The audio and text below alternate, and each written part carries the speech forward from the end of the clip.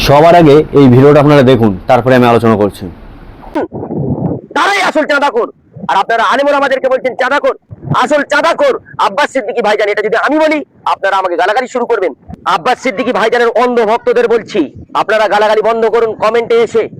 আপনারা আলেমরা আমাদেরকে বলছেন, যারাই আব্বাস সিদ্দিকী ভাইজানের গঠনমূলক বিরোধিতা করছেন, তাদেরকে আপনারা বলছেন চাঁদাখোর।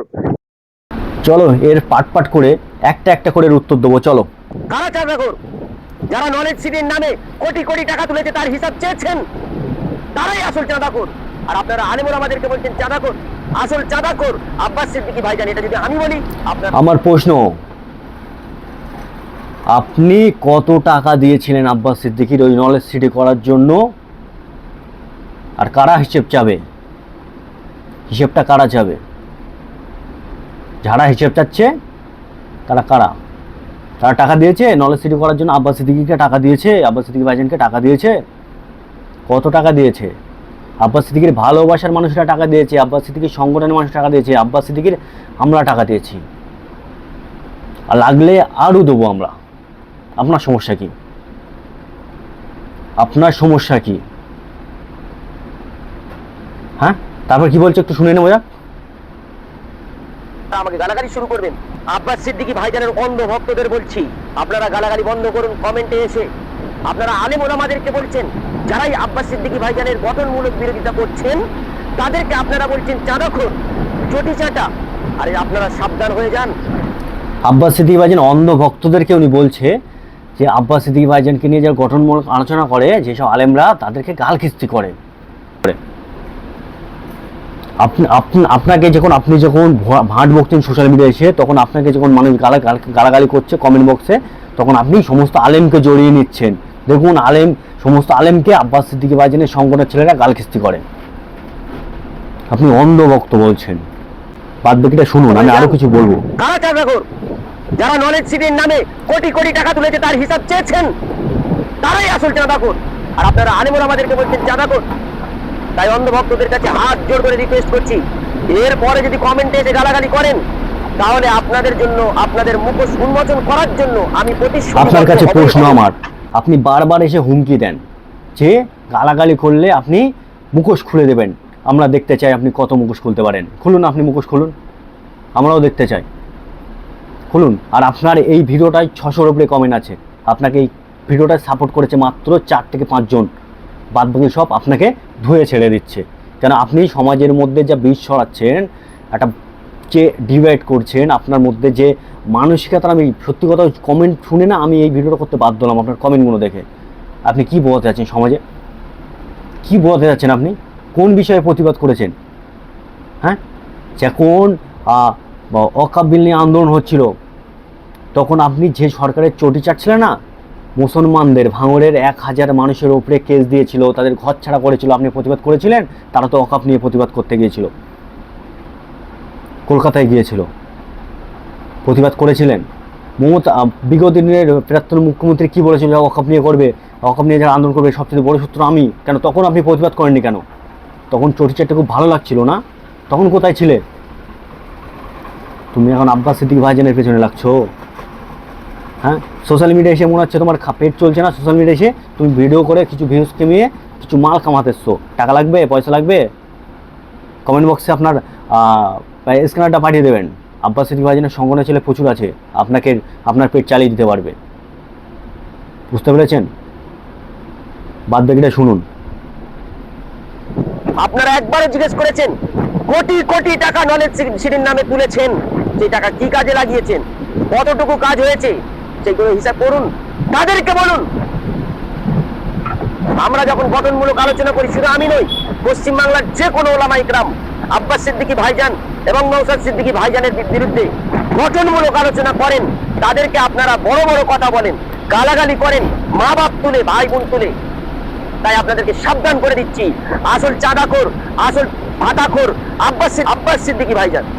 এটা আমি যদি বলি, আপনাদের গায়ে লেগে যাবে। চাঁদাখোর আব্বাস সিদ্দিকী ভাইজান। এটা যদি আমি বলি, আপনারা আমাকে গালাগালি শুরু করবেন। এতটা চালাক যে কি বলবো, ধারণার বাইরে। এ দেখছে যদি আমি এক আব্বাস সিদ্দিকী ভাইজানের পেছনে লাগছি, সংগঠনের ছেলেরা আছে, আমাকে নিয়ে বিভিন্ন ধরনের মতবোধ করবে, কথা বলবে। সেই জন্য সমস্ত আলেমকে জড়িয়ে নিচ্ছে। দেখো সমস্ত আলেমকে বলছে তোমরা আমার পাশে দাঁড়াও, আব্বাস সিদ্দিকী সংগঠনের ছেলেরা এরকম ওরকম, ঠিক আছে। এই যে কথাগুলো বলছে, ভাই শোনো আর একটু শোনো। আরে বলে আমার ভাতা খোর, সম্মান দিয়ে কথা বলুন। আমরা আপনাদেরকে নিম্নতম সম্মান দিলেও আপনারা দেন না। তাই আপনাদেরকে সাবধান করে দিচ্ছি, ভালো থাকবেন। জয় শুনলেন হিন্দ। তো, চাঁদাখোর। হ্যাঁ, আপনি তো লক্ষ লক্ষ টাকা চাঁদা দিয়েছিলেন আব্বাস সিদ্দিকী সংগঠনের ছেলেপিলেদের, তাই না? আপনি এমনভাবে কথা বলছেন সোশ্যাল মিডিয়ায় এসে যে আব্বাস সিদ্দিকীর ভাইজানের পেছনে একটা বড় কাফেলা আছে, যুবক ছেলের কাফেলা। হ্যাঁ, আব্বাস সিদ্দিকী যদি এখনও যদি বলে আমি নলেজ সিটি করবো, আমাকে টাকা দিতে হবে। লক্ষ লক্ষ ছেলে টাকা দেওয়ার জন্য বসে আছে, কেউ 1 টাকার হিসেব নেবে না। আর আপনারা উচ্চিংড়ে, আপনারা কোনো আব্বাস সিদ্দিকী ভাইজানের কোনো ভুল পাচ্ছেন না, কোনো জায়গায় ধরতে পাচ্ছেন না, এখন নলেজ সিটি নিয়ে পড়ে আছেন না। আপনাকে আবারও বলছি, আপনার যদি সংসার না চলে আপনি বলতে পারেন আমরা আপনার বাড়িতে টাকা বয়ে দিয়ে আসবো, কিন্তু এভাবে সোশ্যাল মিডিয়ায় এসে এভাবে আর মুসলিমদের মধ্যে এইভাবে আর বিষ ছড়াবেন না। হ্যাঁ, আপনাকে বলছি, সমস্ত রাজ্যে মুসলমানদেরকে মারা হচ্ছে, পিটা হচ্ছে, আমাদের বাংলায় পর্যন্ত মারা হচ্ছে, নির্যাতন করা হচ্ছে। আপনি প্রতিবাদ করেছেন? বারুইপুরে যে মেয়েটার নিয়ে অত্যাচার হলো, আপনি প্রতিবাদ করেছিলেন? হ্যাঁ, আপনি যখন অকাপ চলে যাচ্ছিল আপনি প্রতিবাদ করেছিলেন?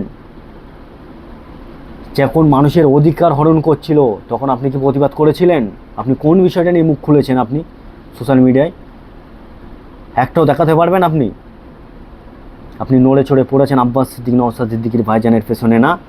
আপনি বহুত চালাক আছেন, আমি আবারও বলছি। আপনি যখন আব্বাস সিদ্দিকী ভাইজানের পেছনে লাগছেন, আপনার আব্বাস সিদ্দিকী ভাইজানের নামে উল্টোপাল্টা বলছেন, যখন আব্বাস সিদ্দিকীর একটা বহু সংখ্যক ভালোবাসার মানুষ হচ্ছে, তারা যখন আপনার কমেন্ট বক্সে এসে উল্টোপাল্টা বলছে, তখন আপনি কী করছেন? আপনি বলছেন মুখোশ খুলে দেবো। কী মুখোশ খুলবেন আপনি? কী মুখোশ খুলবেন? আপনি বলতে কী বাকি রেখেছেন? খুলুন, আপনি খুলুন, যত খুশি খুলুন, আমরা দেখতে চাই আপনি কী খুলতে পারেন। আব্বাস সিদ্দিকী ভাইজান শুরুর থেকে 2016 সাল থেকে একতাবার বার্তা দিচ্ছে সমস্ত মুসলিম কমের। আর আপনাদের মতন কিছু উচ্চিংড়ে আছে, তারা বারবারই এসে আব্বাস সিদ্দিকী ভাইজানের ভুল ধরছেন, খোঁচা মারছেন আপনারা।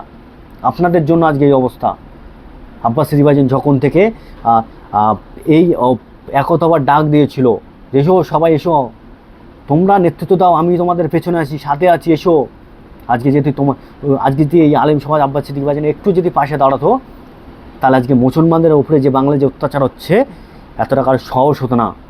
নওশাদ সিদ্দিকী ভাইজানের পেছনে যদি বেশি না 2-10টা যদি এমএলএ থাকতো, তাহলে মুসলমানদেরকে এত হয়রানির শিকার হতে হতো না। একমাত্র নওশাদ সিদ্দিকী পার্লামেন্টে মাননীয় মুখ্যমন্ত্রী শুভেন্দু অধিকারীর প্রশংসা করতে বাধ্য হয়েছে নওশাদ সিদ্দিকী ভাইজানের কথা শুনে। আপনি যে চটি চাটছেন, সেই চটির তো ম্যাক্সিমাম 80টা এমএলএ আছে, তারা কি করছে তাদের দেখা যাচ্ছে না কেন? বলুন, তাদেরকে প্রতিবাদ করতে বলুন। কেন করছে না তারা প্রতিবাদ? তারা কোথায় গিয়েছে? তারা কোথায় লুকিয়েছে? আমার প্রশ্ন থাকলো আপনার কাছে। হ্যাঁ, আর শুরুর থেকে আপনারা বলে এসছেন আব্বাস সিদ্দিকী নওশাদ বিজেপির দালাল। যেসব আলেমগুলো ভোটে দাঁড়িয়েছিল, যারা আব্বাস সিদ্দিকী নওশাদ বলেছিল বিজেপির দালাল, তাদেরকে একটা কথা বলে আমি বলছি, আপনি জেনে রাখুন। টিএমসি দলটা করে 2টো দল হয়েছে, তাহলে একটা দল হয়েছে বিজেপির ব্যাক সাইডে সাপোর্ট দেওয়ার দল। তাতে আমাদের আলেম সমাজের যে কটা হুজুর দাঁড়িয়েছিল না, আমি তাদেরকে এইভাবে বলছি, তারা ভোটে দাঁড়িয়েছিল না, তারা ডাইরেক্ট বিজেপিতে যোগ দিলে তো সমস্যা হয়ে যাবে।